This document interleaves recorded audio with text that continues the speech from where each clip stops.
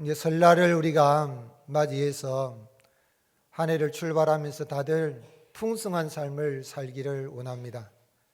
이제 정월 대보름이 되면 사람들이 달맞이 나가고 떠오르는 저 보름달처럼 올 한 해도 하는 일들이 아주 원만하고 풍성하고 이렇게 잘 되기를 바라는 마음이 다 그렇게 소원하는 마음이 다 있을 것입니다.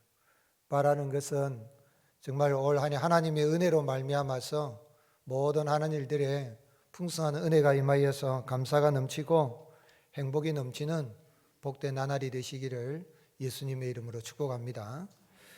그런데 다들 풍성한 삶을 살기를 원하고 또 한 해를 시작하면서 이제 마음에 소원했던 또 수고했던 노력했던 것들이 풍성한 결실을 맺기를 원하지만은 참 그렇지 못한 것이 인생의 우리 여정이라고 생각합니다. 인간이 타락하기 전에는 모든 것이 필요 충분 조건으로 다 완벽하였습니다. 말 그대로 이 에덴 동산은 풍성한 것입니다. 풍요로운 것이고 풍성한 삶 그 자체였습니다. 그러나 인간이 타락한 이후에 열심히 씨를 뿌려도 땅에서 뭐가 납니까?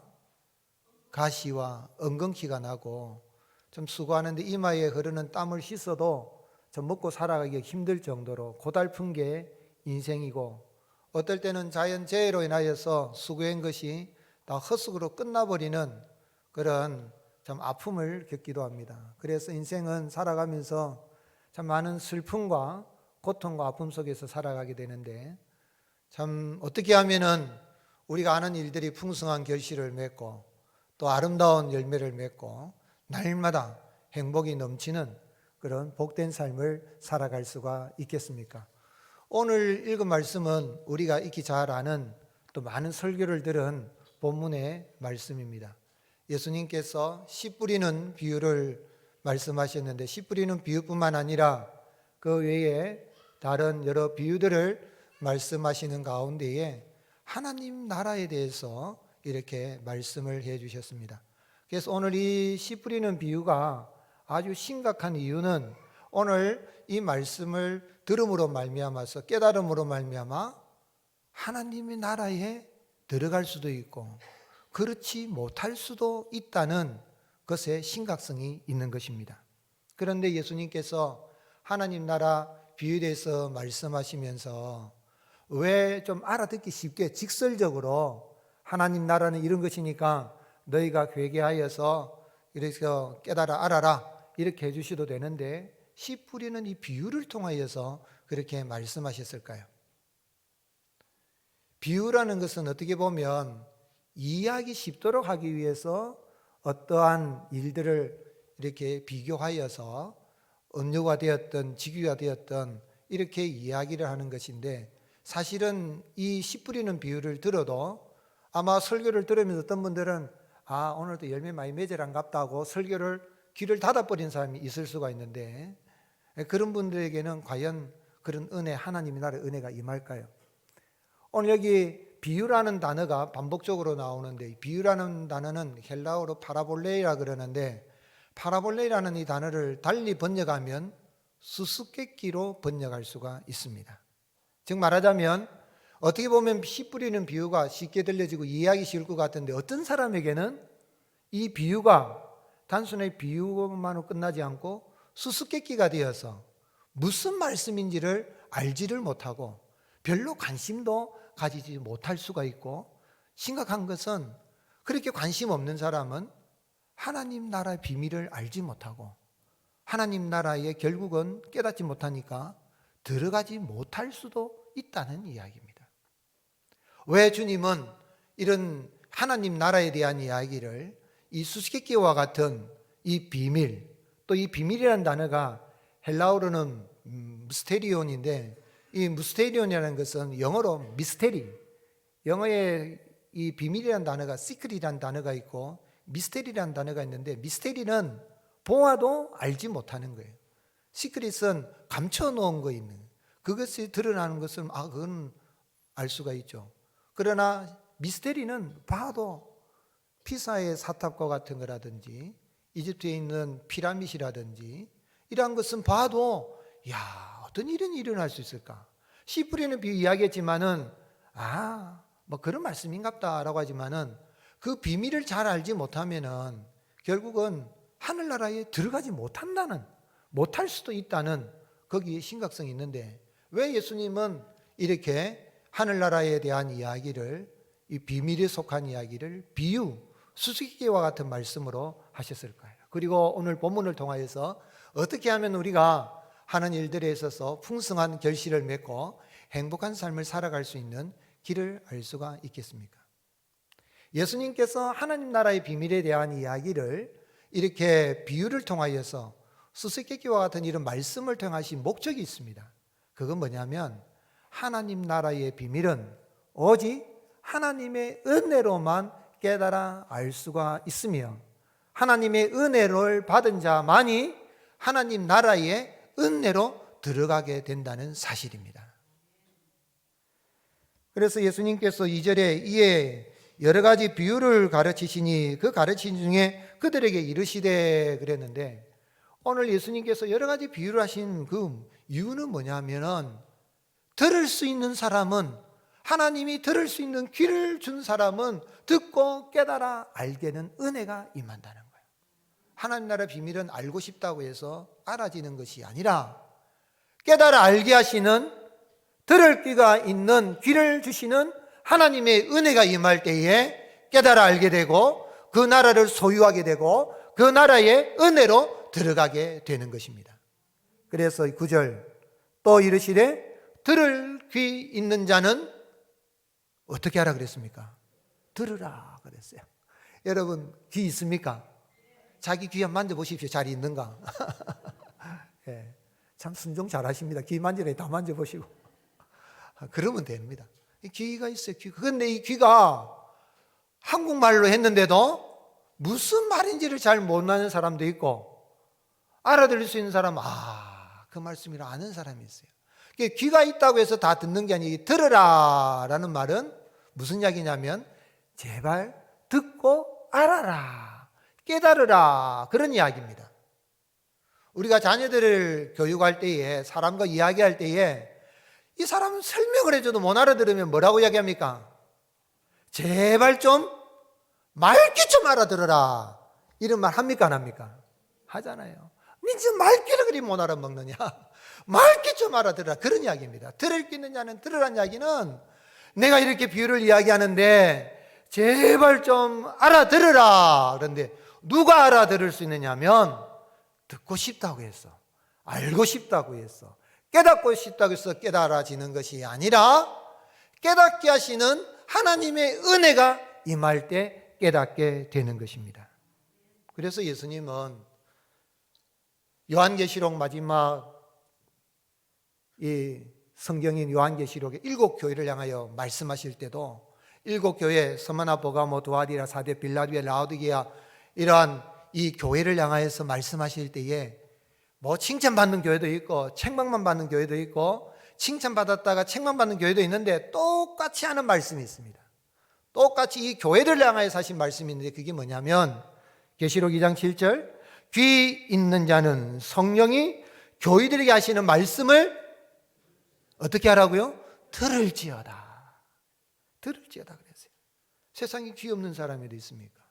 교회 다니면서 하나님 말씀 안 듣는 사람이 어디 있어요? 듣기는 듣는데 어떤 사람은 들었어 깨달아 알고 그 말씀이 그렇구나, 은혜의 말씀이구나, 하나님 나라를 그 비밀을 알게 해주시니 감사합니다 하는 사람이 있고 어떤 사람은 들어도 오늘도 잔소리가 많네, 설교 뒷바이 기네 이렇게 말하는 사람도 있고 빨리 안 마치나 하는 사람도 있을 수가 있다는 이야기입니다. 여러분 어떤 표현에 속합니까? 들을 귀 있는 성령이 교회에 하신 말씀을 들으라 깨닫게 하신 하나님의 은혜가 임할 때에 깨달아 알게 되는데 예수님께서 갈릴리 바닷가에서 이제 많은 사람들이 모여들었습니다. 큰 무리가 모여들었어요. 모임 목적은 병 고침 받기 위해서, 또 어떤 사람 귀신 쫓아내림을 받기 위해서 왔어요. 또 예수님을 통해서 저 나사렛 청년이 전하는 저 말씀이 저렇게 오묘한 말씀인가, 그 말씀을 듣기 위해서 모였는데 너무 많이 모이드니까 입추의 여지가 없어요. 바늘조차도 세우기 힘들 정도로 사람들이 막 모여드니까 예수님께서 사람들 제자들에게 말해서 배를 바닷가에 띄웠어요. 왜 배를 바닷가에 띄웠겠어요? 바람이 낮에는 이 바다에서 육지로 불니다. 그러면 오늘날처럼 이렇게 스피커가 잘 돼 있지만 옛날에 스피커가 없잖아요. 앰프 시스템이 없으니까. 그러면은 바람이 이렇게 싹 육지로 불면 예수님이 말씀을 하시면 앉아 있는 사람들이 또 있는 사람들이 솔솔솔솔 바람 따라서 그 말씀이 전파되는 스피커 역할을 하기 때문에 그렇게 띄운 것으로 해석해 볼 수가 있는데, 그리고 사람들이 너무 막 가까이 오니까 예수님 만지려 하고 예수님에게 나가지고 욕심이 나서 병 고치 달라 그런 사람들이, 수많은 병자들이 환자들이 모여드니까 배를 띄웠어요. 그리고 예수님이 씨 뿌리는 비유를 이야기했습니다.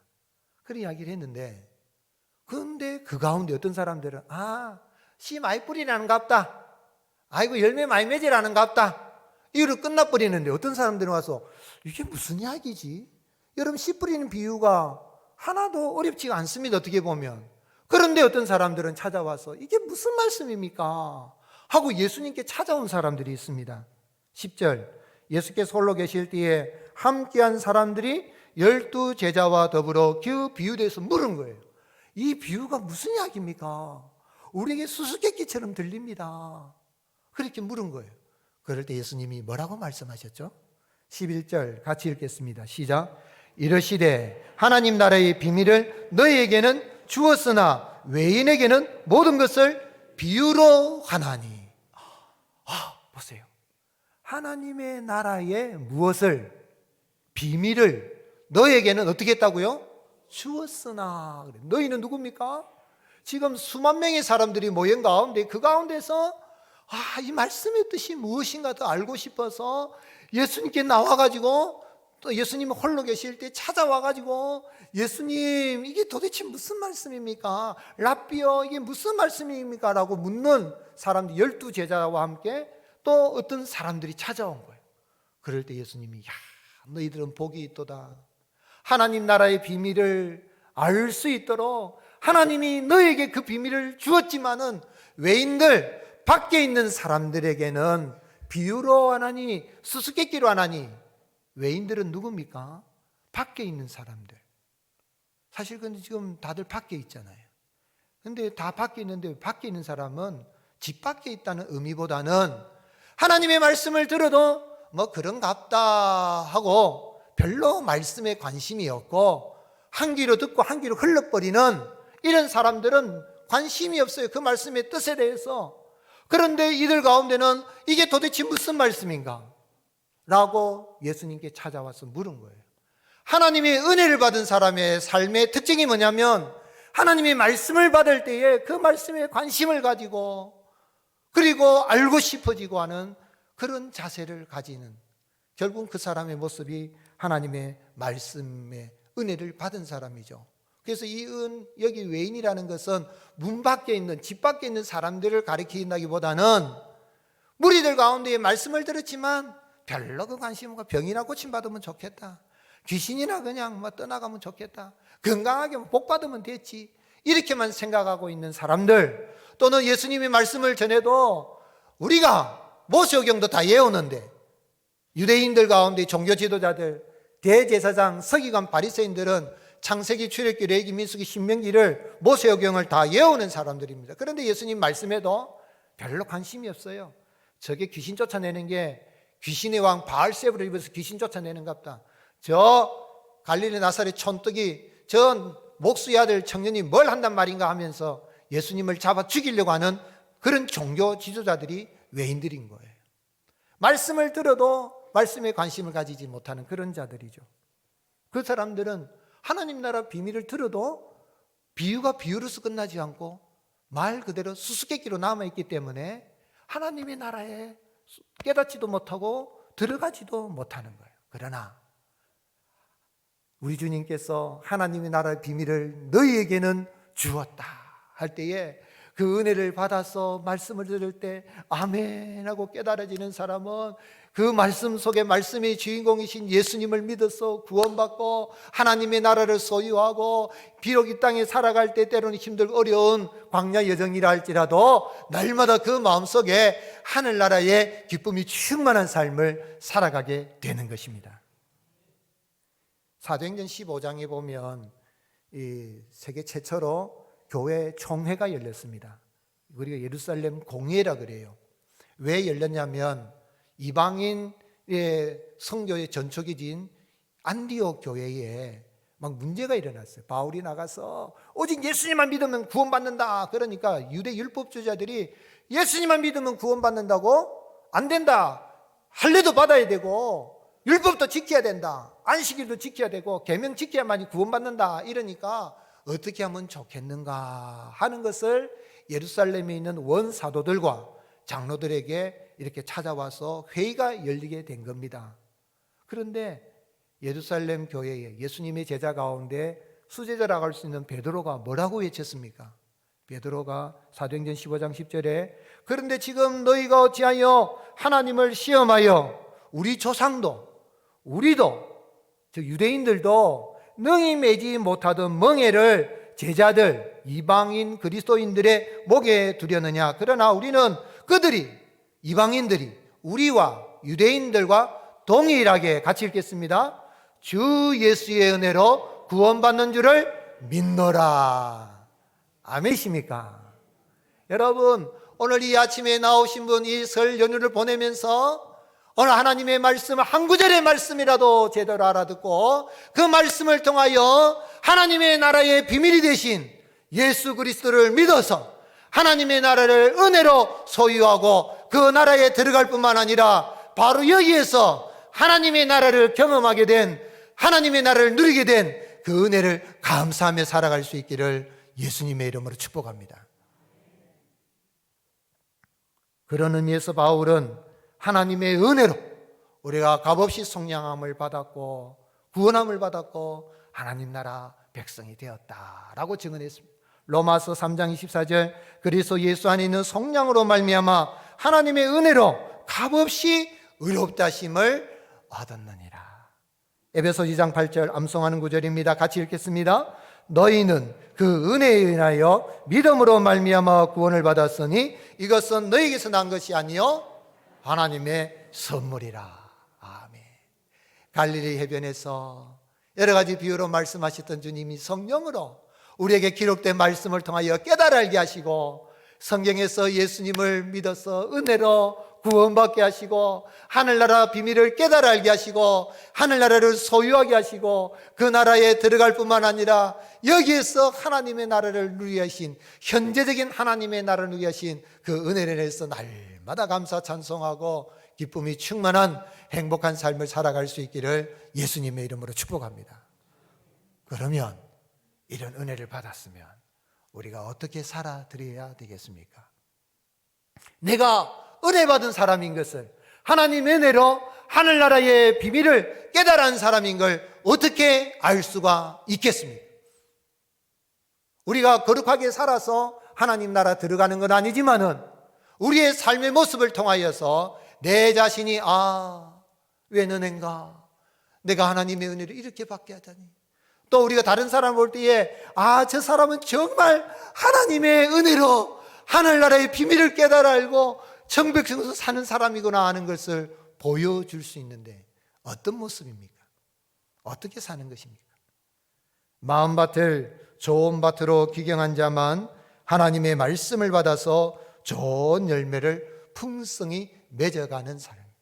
성도는 마음밭을 늘 기경하는 겁니다. 기경에서 좋은 씨인 하나님의 말씀을 받아서 내 마음밭이 무슨 밭이 되어서요? 좋은 밭이 되어서 무슨 열매를 맺어요? 좋은 열매를 맺고 풍성한 열매를 맺는 것입니다. 그러기 위해서는 은혜 받은 자의 삶의 특징이 뭐냐면 은혜를 받으면 날마다 자기의 마음밭을 기경합니다. 누구 밭을요? 자기의 마음밭을. 남의 마음밭이 아닙니다. 내 마음밭을 기경합니다. 예수님께서 씨 뿌리는 비를 통하여 하나님의 나라를 가르치신 것은 아무나 듣고 깨달아 돌이켜 죄사함을 받지 못하게 함이라 그렇게 말씀하셨어요. 좀 이상하지요. 12절 이는 그들로 보기는 보아도 알지 못하며 듣기는 들어도 깨닫지 못하게 하여 돌이켜 뭐를 얻지? 죄사함을 얻지 못하게 하렵니다. 이게 무슨 이야기입니까?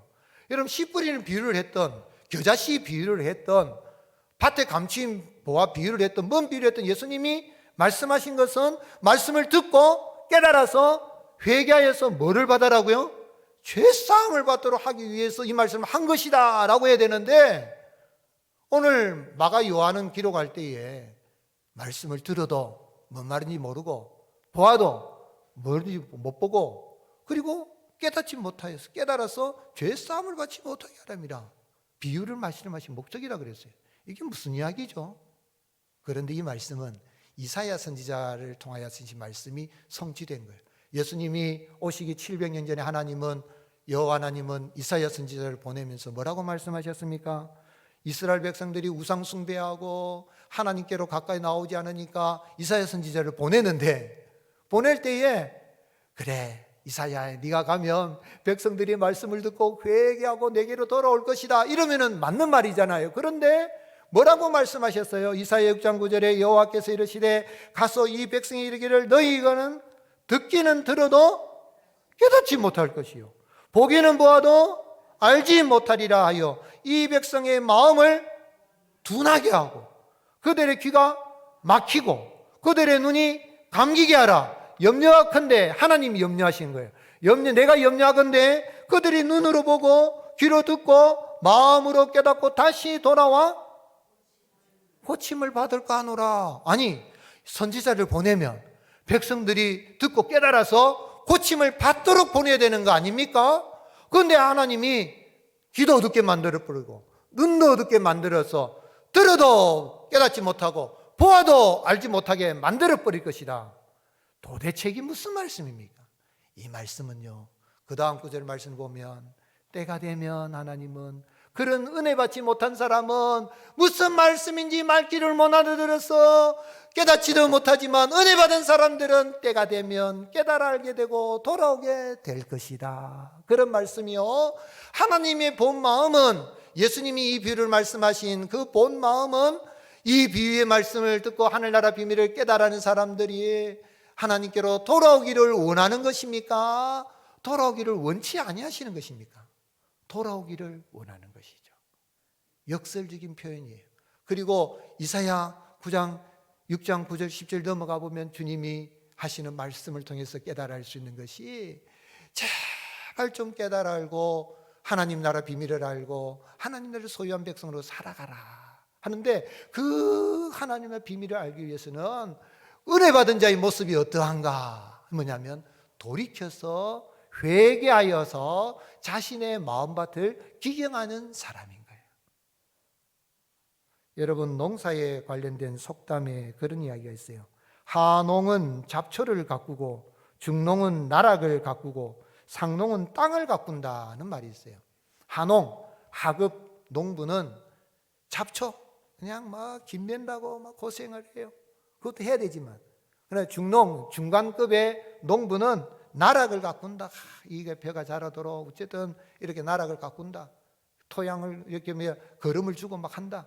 그런데 상농, 최상급의 농부는 어떤 농부냐면 땅을 가꾼다는 말이 있어요. 세조와 성종시대 활동했던 강희맹이라는 분이 쓴 금량잡록이라는 책이 있어요. 금량은 경기도 지금의 시흥 땅입니다. 이분이 벼슬에서 이제 물러나가지고 책을 썼어요. 책을 썼는데 농사 짓는 법을 쓴 겁니다. 그게 금량잡록입니다. 농사 짓는데 사실은 농사 짓는 법을 말한 게 아니라 국가를 다스리는 사람은, 나라를 다스리는 사람은 농부와 같은 사람인데 어떤 농부가 되어야 되겠는가? 상농과 같은 농부가 되어야 된다. 상농이 있고 차농이 있고 최고의 농부가 있고 그 다음에 차원의 농부가 있고 하농이 있다. 그런데 상농은 위로는 하늘 날씨를 잘 살피고 아래는 토양에 맞추어서 파종 시와 김매는 해수 등을 파악해서 100배의 이득을 얻는 사람이 최고의 농부다. 즉 하늘과 하늘의 이치를 알고 땅을 토양을 가꾼다. 차농, 중농이죠. 차농은 그 다음 차원으로 하는 사람은 하늘의 때를 살피거나 땅의 성질을 파악하는 능력은 부족하지만 힘을 다 들여서 마음을 쏟아 농사하여 10배의 수확을 얻는 농부를 차농, 중농이라 한다. 하농, 하급 농부가 있는데 제때에 씨를 뿌리지만 김매는 방법이 어긋나서 한 배의 이익만 하나를 심어가지고 하나를 얻으면 그 어떻게 먹고 살겠어요? 여러분, 곡식을 씨를 뿌리면은 그 쌀이 하나를 심으면은 몇 알 정도 얻어집니까? 100알. 예. 그 50원짜리 동전에 보니까 한번 살려보십시오. 그래서 저는 살려보게 됐는데, 그럼 적어도 수십 알, 수백 알이어야 돼요. 수백 알, 그죠? 깨는 하나를 심으면 얼만큼 쏟아져 나옵니까? 깨같이 쏟아져 나옵니다. 깨가 하나 심어 하나 나온 깨 봤습니까? 근데 그거 하려고 하면 땅을 기름지게 되는 거죠. 그런데 가장 큰 문제는 이 상농도 되지 못하고 차농도, 중농도 되지 못하고 하농도 되지 못한 타농, 게으를 타자를 이용해서 게으른 농부가 있는데 씨 뿌려야 될 때도 모르고 김도 안 메고 잡초가 무성해서 결국은 땅도 버리고 아무것도 제대로 얻지 못하는 타농, 게으른 농부가 있다. 나라를 다스리는 사람이라면 타농이 돼서는 안 된다. 하다못해 하급관리와 같은 하농이라도 되고 차농이라도 중농이라도 되고 바라는 것은 상농이 되어서 백성들의 마음을 잘 이렇게 다스려서 나라를 부강하게 세워가야 된다 하는 책이 금양잡록이라는 책인데, 여러분, 잡초를 뽑는 것도 중요하고 나라에게 신경 쓰는 것도 중요하지만 무엇보다도 뭐가 좋아야 됩니까? 땅이 좋아야 돼요. 땅이. 그래야 좋은 씨가 떨어지면 좋은 땅에서 좋은 열매, 아름다운 열매, 풍성한 열매가 맺어지게 되는 것입니다. 농사를 짓는 사람이, 농사 짓는 법에 대한 책을 쓴 사람이 있는데 석종호 씨가 쓴 농사는 땅심이다. 농사는 뭐라고요? 땅심이에요. 땅심. 땅이 좋아야 되네. 어떤 땅이 좋은가? 여러분, 실제로 농사 짓는데 진료하면은 세 가지를 이야기해요. 첫 번째는 토양 미생물이 조화를 이룬 땅. 미생물 있죠. 세균을 비롯해 방성균, 사상균, 조류, 원생 동물 등 헤아릴 수 없는 다수의 토양 미생물이 조화를 이룬 땅이 좋은 땅이라는 거예요. 여러분, 봄돼 가지고 이렇게 탁 삽을 가지고 팔면은 좋은 땅에 뭐가 있습니까? 해봤습니까? 지렁이 나온다. 저도 해봤어요. 두 번째로는 양분을 균형 있게 골고루 잘 흡수하는 땅이라는 거예요. 양분도. 세 번째로는 식물 뿌리가 땅속 깊이 넓게 퍼져서 양분 흡수가 가는 땅입니다. 결국은 뭐예요? 좋은 땅은 어떤 땅입니까? 좋은 씨가 떨어져서 거기서 썩어서 이제 열매 자라날 때 싹이 날 때에 좋은 양분을 흡양할 수 있는 그런 옥토의 땅이 좋은 땅이다. 즉 말하자면 오늘 여러분, 하늘나라의 비밀을 하나님의 은혜로 깨달아서 하나님 나라를 소유한 사람인지 아닌지를 알 수 있는 것은 날마다 자기의 마음밭을, 길가와 같은 마음밭을, 돌짝밭 같은 마음밭을, 가시떨기와 같은 마음밭을 기경하여서, 개토하여서, 회개하여서 옥토와 같은 마음밭으로 만들 때에 저절로 30배, 60배, 100배의 결실을 얻게 된다는 이야기입니다. 먼저는 어떤 것이죠? 어떤 마음밭입니까? 길가와 같은 마음밭. 15절. 말씀이 길가에 뿌려졌다는 것은 이들을 가리킴이니 그 말씀을 들었을 때에 누가 와서, 사탄이 즉시 와서 그들에게 뿌려진 말씀을 빼앗는 것이요. 오늘 아침에 보시는데 조는 분 한 사람도 없네요. 오늘 여러분, 이상하게 찬양대 찬양하고 할 때는 이거 이거 참 좋다 한데 설교 딱 들어가면은 찬양, 그리고 설교 딱 끝나면 눈이 또 번쩍 뜨이는 분이 있어요. 희한해요. 누가 와서?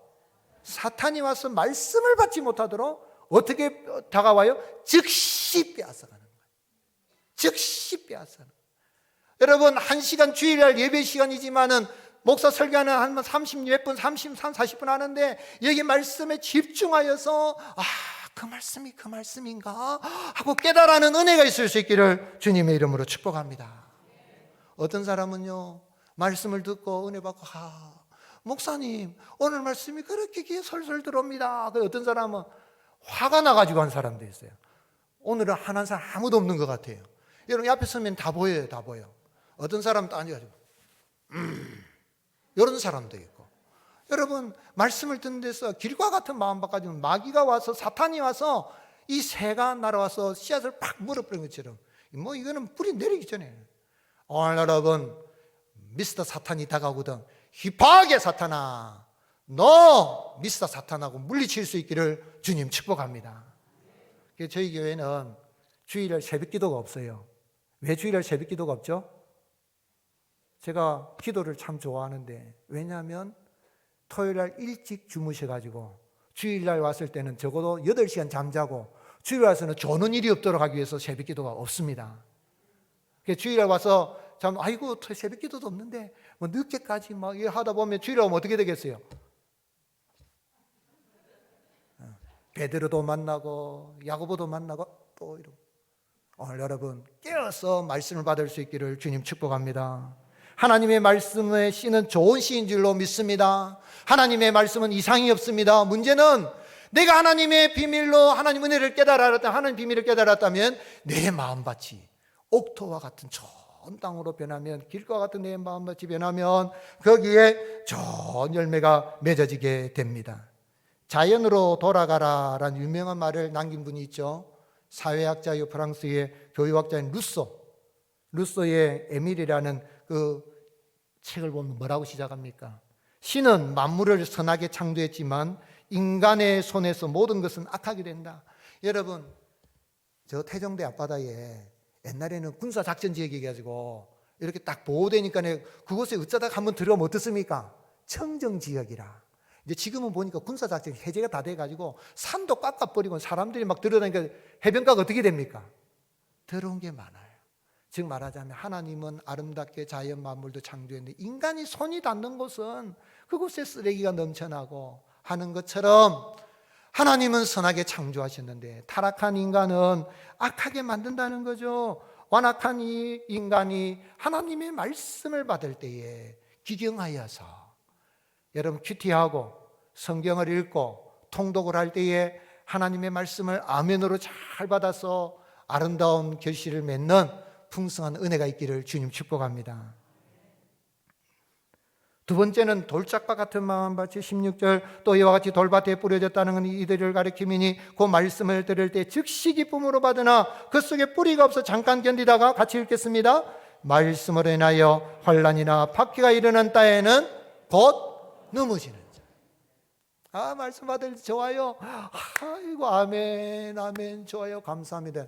문 밖에 딱 나가면은 오늘 본문하고 제목도 다 잊어버려요. 오늘 말씀 제목이 뭐죠? 네. 마가복음 몇 장 읽었습니까? 네. 이 새겨야 되거든요. 오늘 여러분 하나님의 말씀을 즉시 받을 땐 좋아요. 아멘 아멘. 집에 딱 가니까 이게 난리법석이라 애들이 오늘따라 야들이 와 이래 난리고 하고 이런 일이 벌어요. 오늘따라 얘들이 너무 좋네요. 때때옷도 있고 좋아요. 애들은 가까이 와야 돼. 너무너무 예뻐. 그런데 오늘 여러분 말씀을 인해 환난이 일어나요, 박해가 일어나요, 넘어지네요. 그러면은 어려움이 생기는, 시련이 다가오면 나 교회 안 다닐란다 이런 일이 생기는 거예요. 오늘 여러분 우리가 이 땅에 살아갈 때에 하나님의 말씀 기쁨으로 받을 수 있기를 주님 축복합니다. 어려움이 있더라도 유혹을 이겨나갈 수 있기를 주님이 축복합니다. 세 번째로는 어떤 이는 가시떨기에 뿌려진 자니 이들은 말씀을 듣기는 하되 같이 읽겠습니다. 세상의 염려와 재물의 유혹과 기타 욕심이 들어와 말씀을 막아 결실하지 못하게 되는 자요. 여기 의사 누가는 한 가지 더 추가했습니다. 누가복음 8장 14절 가시떨기에 떨어졌다는 것은 말씀을 들은 자이나 지내는 중 이생의 염려, 재물과 뭐에 향락의 기운이 막혀 온전히 결실하지 못한다. 여러분 교회 다니는 재미가 영적으로 말씀을 깨달아는 은혜의 재미가 있기를 예수님의 이름으로 축복합니다. 그런 재미로 교회 다니는 것이지 우리 교회는 재미가 없고 프로그램이 없고 뭐가 없고 없기는 뭐가 없습니까 여러분. 주일날 예배 한 번이라도 제대로 온전히 드리면 내가 영적으로 살아가는데 아무 이상이 없을 수도 있어요. 제가 섬겼던 목사님들은 전 오전 1부 때는 안 했는데 제가 모셨던 목사님들은요 제가 성경대학 막 가르치고 하려면 담임 목사님들이 가르치지 마라. 가르치면 귀만 높아져 가지고 교회가 이래야 되는데, 교회가 저래야 돼, 이 말만 하고 자기는 하나도 안 산다. 예배 잘 드리고 기도 잘하도록 가르치라. 이런 이야기를 했어요. 그 목사님 성경 가르치자는 말일까요? 아니에요. 프로그램이 중요한 거 아니에요. 여러분, 짧은 1시간이라도 하나님 말씀을 깨달아 알면 거기에 은혜가 임하는 줄로 믿습니다. 뭐 프로그램이 있니 없니 그런 거 따지잖아요. 주어지는 대로 은혜로 왔어요. 그리고 또 교회 다니는 재미가 영적인 재미가 돼야 되지, 라이온스 클럽에 가고 무슨 어디 뭐 이러면 산으로 들러 쫓아다니는 그런 재미만 생각한다면 과연 영적인 재미가 있는가 생각해보라 이 말입니다. 우리가 들에 놀러 갈 수도 있어요. 그러나 그 전에 오늘 나와서 세상의 재물에 대한 욕심이나 여러 세상의 염려, 걱정, 유혹이나 향락에 대한 그런 것에 유혹을 떨쳐버리고 하나님의 말씀을 통해 깨달아는 은혜가 있을 수 있기를 주님이 축복합니다. 복음성가 가수 하드키 씨가 쓴 작사 작곡 노래 가시나무라는 노래가 있어요. 내 속엔 내가 이길 수 없는 슬픔, 무성한 가시나무 숲 같네. 바람만 불면 그 메마른 가지 서로 부대끼며 울어대고 쉴 곳을 찾아 지쳐 날아온 어린 새들도 가시에 찔려 날아가고. 무슨 이야기냐면 가시 있잖아요. 가시가 바람이 부니까 어떻게 합니까? 요래저래 흔들리면서 어떻게 합니까? 이 새도 찔러보고 저 새도 찔러보니까 새가 가시에 찔리니까 아이고 날아가 버려요. 교회 나왔는데 가시가 돼가지고 여도 찌르고 저도 찌르고, 그러니까 어떤 사람 뭐라고 이야기합니까?